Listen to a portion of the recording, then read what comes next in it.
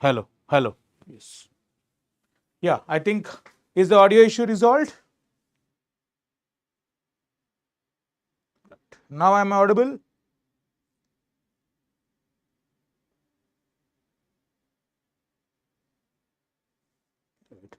Now it will be audible. Yes. Yes. Pratishka, I think now you can hear me? Yes, now you can hear me. Yes. Now, so I was discussing about this recent conflict with respect to Chinese claims over Arunachal Pradesh. In fact, they have renamed so many places in Arunachal Pradesh, right? Renaming. In fact, the whole Chinese, the whole Arunachal Pradesh, what is the Chinese name for that? What is the Chinese name? The whole Chinese name, they have, I mean, the whole Arunachal Pradesh, the Chinese name, they call it as Zhangnan, the whole Arunachal Pradesh. And it is not just once, twice, but 4 times, right? 4 times they have renamed the geographical places in the Arunachal Pradesh. So they named the entire Arunachal. Now, why do you think that you have a conflict with respect to China? What is the reason behind that? What does actually China wants from Arunachal Pradesh? What is the whole issue? We need to have a fair idea, right? So that is the objective of today's session. So we will see from this perspective of why does China does that kind of things. Now you can see, before I discuss this, broadly, we have the mighty Himalayas, a beautiful 2,400 kilometer stretch of land, but it is having so many challenges with respect to the border disputes, be it on the west, be it on the east. When you talk about on the eastern segment, that is the thing with Chinese, you see that one of the basic reasoning here, you can see Arunachal Pradesh, you have a conflict, Sikkim, you had a conflict, even the western sector, you also had a conflict, that is the region of Ladakh. When you see this one, you see the points of concern. Broadly, the eastern one is what we'll call it as the Ladakh. The eastern one is what we call it as the thing with, this is the Arunachal Pradesh. This is what we'll call it as the McMahon line. And these are the western side and the middle sector, the least controversial. You see, any kind of conflict, you have some kind of the historical relationship with respect to the British India and the Chinese thing. So when India was part of, or when India was under the control of the Britishers, the British India, there were some agreements made between Indian and the Chinese kingdoms over there. Sometimes certain kingdoms were have identified Arunachal Pradesh as part of India. Even the Chinese have accepted it before 1940s, but later on they started rejecting it. The 1914 agreement, the British 1914 agreement, right? What is this? 1914 British agreement. So different types of agreements, whatever you'll call, different types of agreements. You have different kinds of areas which are ceded to certain times, certain parts of India would be part of China. And sometimes it is the actual border which India claims is actually accepted by both the things. So if you see the historical agreements between the Britishers, there were some acceptance, there were widely some acceptance which Chinese are rejecting right now, and there are also some variations within the British agreements. So within these variations, I want you to remember such kind of names. McMahon line is one such kind of thing. Similarly, what about the western sector? There are some names. Can you name such kind of the names which are having a conflict with respect to western sector, with respect to China? Pratiksha, can you name them?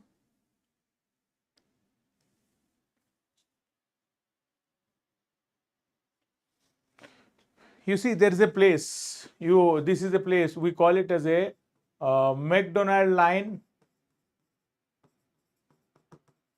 Johnson line. Now, the conflict with respect to LAC, line of actual control, to which segment until India claims. What is the claiming for the China entering into this part? You have different names. These are the names, McDonald and Johnson line. It is simple here. The concept of a boundary before this kind of in the last 100 years, that there is an evolution between the frontiers and the boundaries. When this kind of a conflict was an age-old phenomenon, if you see it, any kind of conflict across the kingdoms, you always see that kingdoms used to have a boundary varying with geography as the base. For example, if there is a river which is cutting across two major areas, that river would be acting as a boundary. That mountain would be acting as a boundary. But with evolution, with changing amount of time, with countries having a demarcation of their particular points, that is the border. Once the development of the concept of a border, demarcating the exact line where we need to do is always a challenge. That is the root cause of the border disputes which we will always find. But every region, every country, depending on its aspirations and depending on its aspect, depending on its viewpoint, its interest, it will always take into certain considerations. So that is a consideration when you see the China's points of concern is spread across all the three sides of India, the west, the east, the middle and the eastern side. If you see that, they actually have something, a strategy which they call it as salami slicing strategy. Very interesting, no? Salami slicing strategy. This is the strategy which they deploy. By the way, what do you mean by salami slicing strategy? As you can see in this picture, you cut a certain thing into certain small segments where over a period of time, there is a decent amount of change. That salami slicing strategy in military is very significant because it actually confuses the enemy.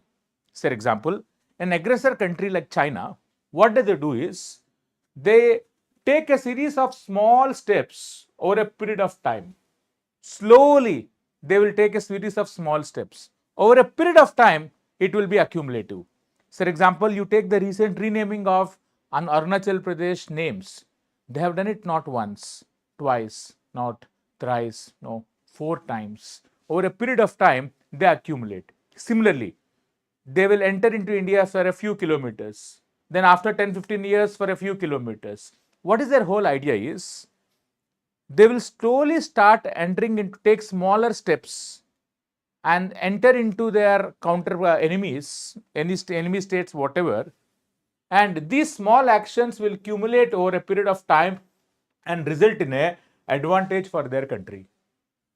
But the problem is, when such kind of things are done, it puts into a state of confusion of the enemy states. For example, India. Now, you cannot go on, for example, in the 2020 Corona time period, you all know that we had a Galwan Valley conflict in the region of Ladakh, right? Galwan Valley. Can you actually really go for a war at that point of time in the region of Ladakh? Can we go for a war? That's an idea which they use. So, such military operations are too small to result in a full-fledged war. Yes, our loss of enemies, our loss of our soldiers, 20 soldiers were lost at the Galwan Valley. But still, is it an important thing to get into a full-fledged war? That is the idea which they always deploy. This is what they call it as salami slicing strategy. So, take small steps at a time, confuse the enemy. In the meanwhile, you grow like anything.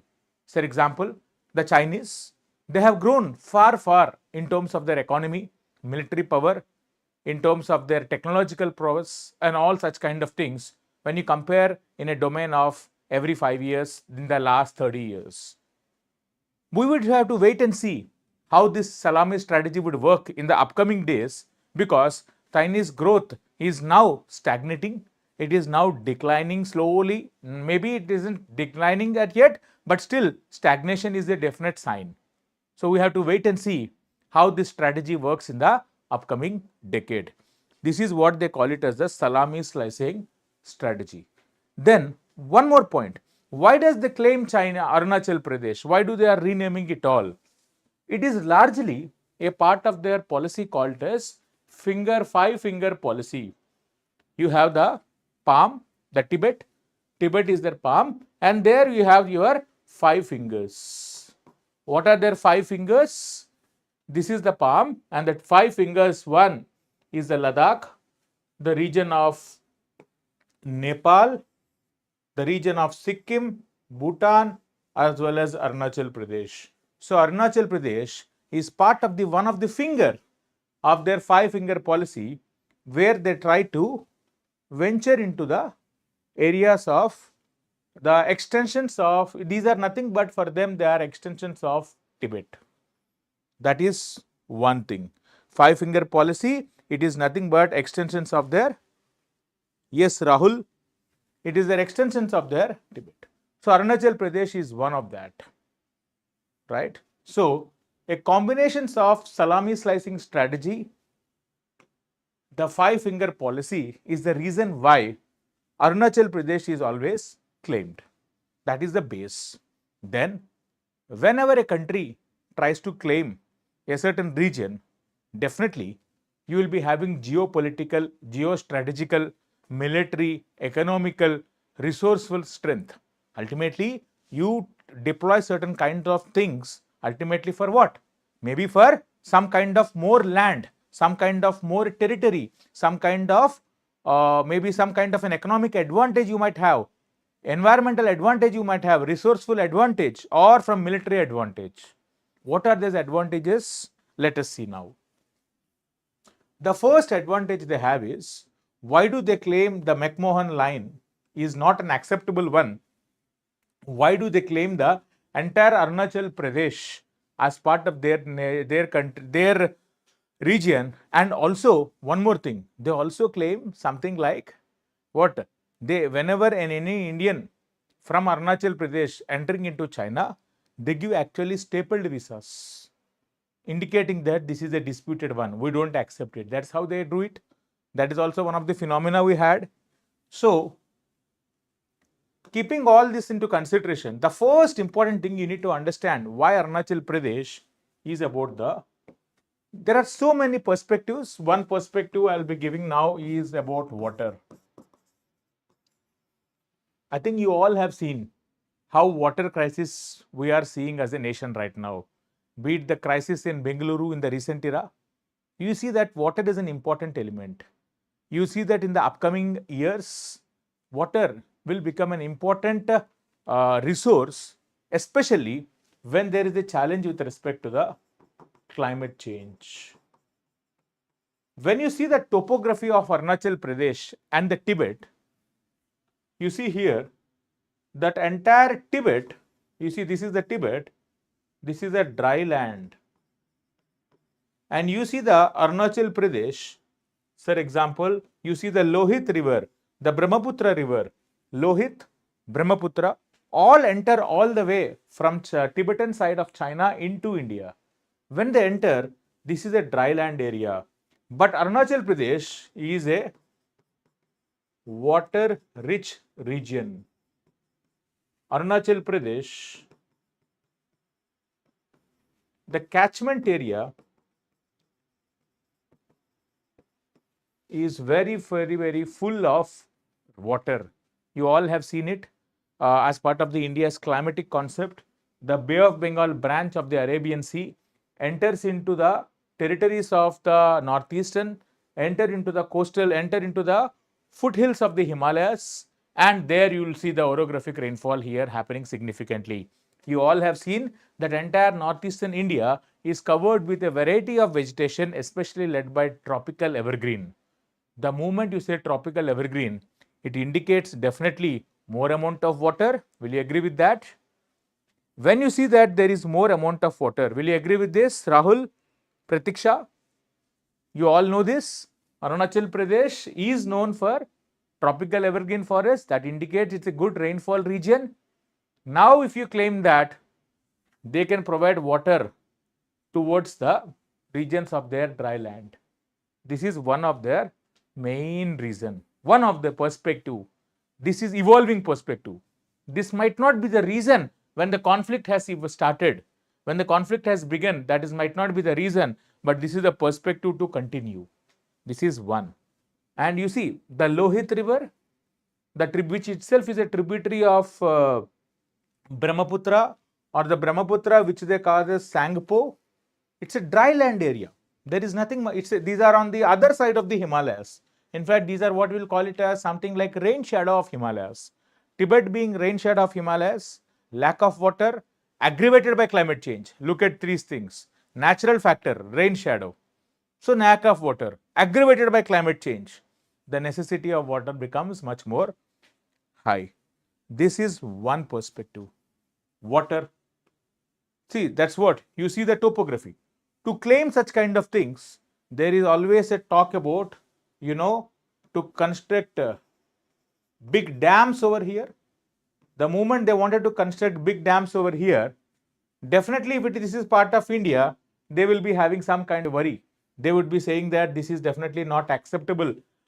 India will say it is not acceptable. But Arunachal Pradesh, immediately if it is part of China, what will happen?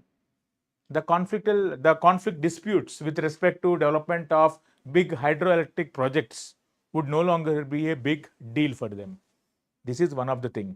You all might have heard that Brahmaputra, Chinese building big dams, hydroelectric projects, and that is leading to a stress on the water on this in this part of the world.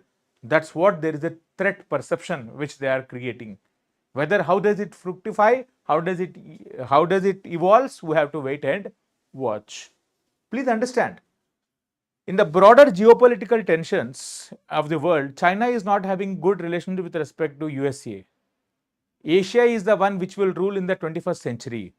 Ultimately, in the Asia, the two mighty powers of India and China, separated by Himalayas, how does relationship between India and China will evolve in the next few years, will shape the relationship of, in fact, will shape the future of Asia. So, why do you think that Chinese are going for such kind of thing, despite they know all these kind of things? Please understand in that dimension. This is one of the dimension, right? So, the hydroelectric projects.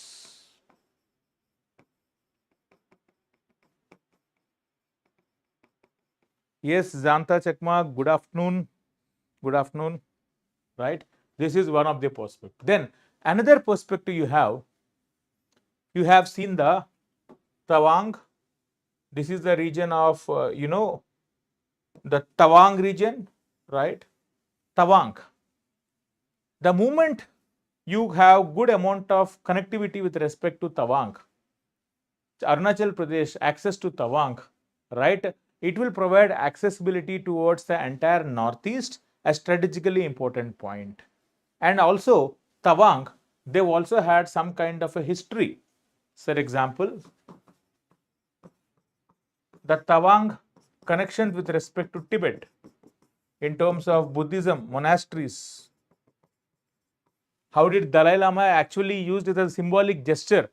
For example, whenever Dalai Lama visits Tawang monastery, it becomes a much more heated topic in China. So, there is a symbolic angle to it, there is a historical angle to it, and there is a geopolitical angle to it. The geopolitical angle is accessibility. If you get access to Tawang and all, immediately the connectivity of northeast of India with respect to the Siliguri corridor, it is very, very nearer. In fact, the recent Sela tunnel which India had,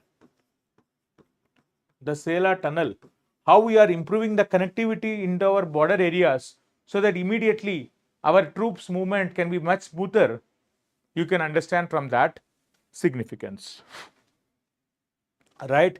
That is one of the idea, right?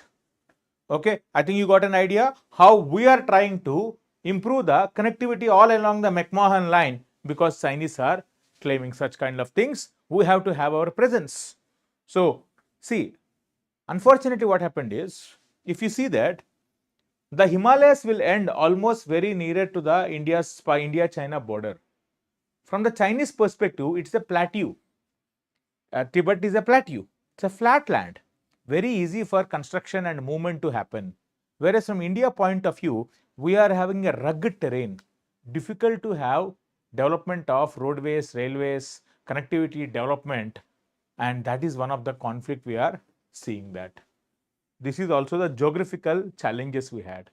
More than that, another accessibility, the cultural connections, which is another thing why India is also very scared, or how does they use is the tribes which are there in our northeastern states, especially Arunachal Pradesh. You have a tribe by name the Monpa tribe, and you see that you have such kind of tribes even beyond the borders. So there is a cultural connection between Tibet and Arunachal Pradesh, right? This Tibet and Arunachal Pradesh, that's where they wanted to see it from the perspective of the five-finger policy, Arunachal Pradesh. One such tribe, you can see the Monpa tribe. And then you have the cultural connections even with respect to the Buddhism. You have the symbolic gesture that Dalai Lama has traveled to Tawang monastery. That is the reason why they wanted to get access to Tawang. So to say that now we have what? Now the Tawang is under the control of the Chinese government, not under Dalai Lama, not under India. That is another perspective they have developed. So a mix of all these things is the reason why they always try to claim with respect to Arunachal Pradesh. Still there are so many things. One more thing you see, if you see the location of India and China in the broader Asia, you will see that Arunachal Pradesh is the closest point towards, say, any kind of missile launch from India. So it is a geopolitically important strategic point for India to curtail that. They wanted to have Arunachal Pradesh. So it is our strategic advantage, right?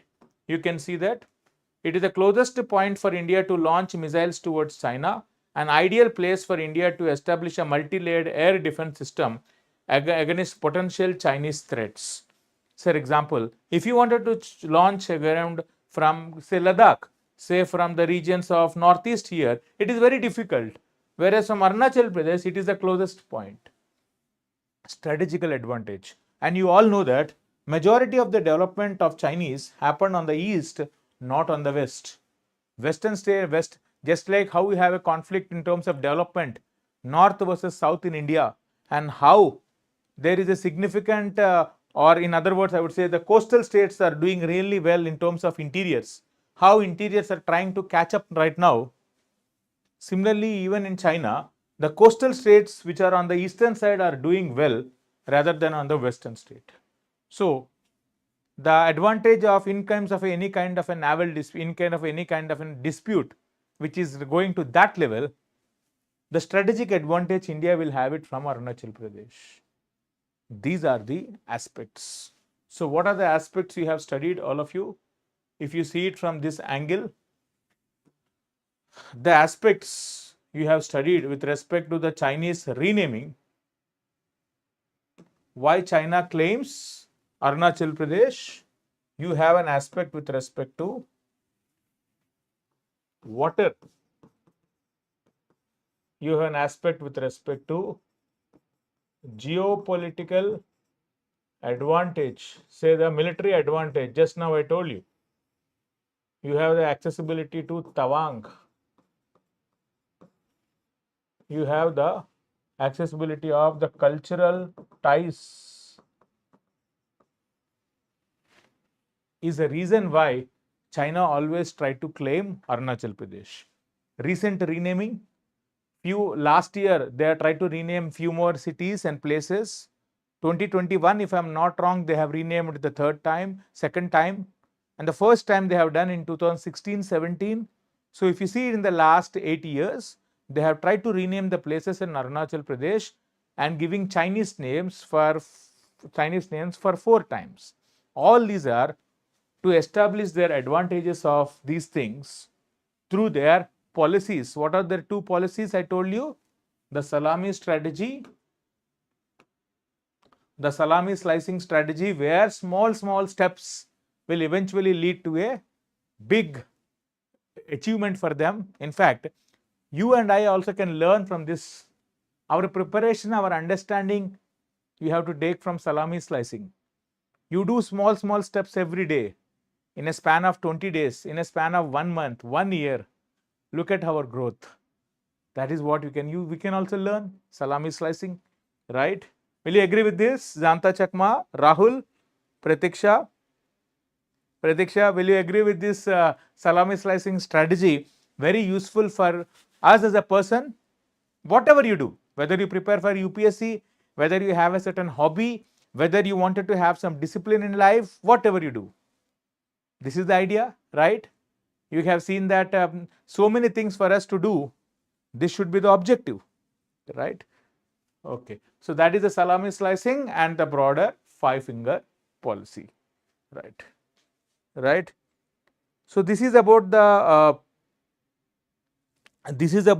idea of why Chinese claims Arunachal Pradesh. See, tomorrow when you are part of the when you have written your mains, when you are discussing with respect to when this question is being asked, imagine China tries to rename cities.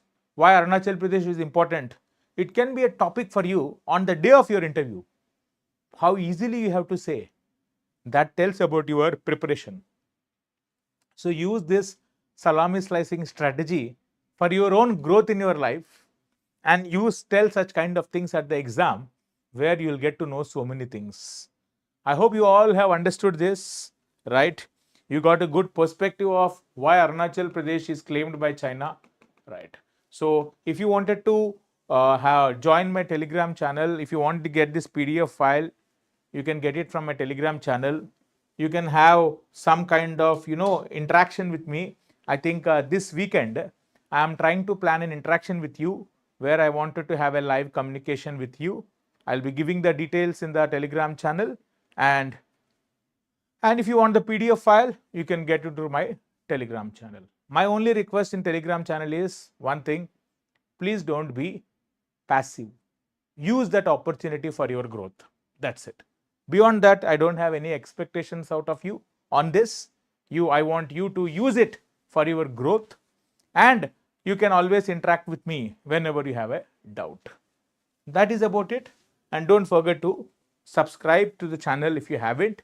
Thank you. We'll meet you again in the next session where we'll discuss about a variety of topics like these kind of things. Thank you, all of you. Right. Thank you. Have a good time.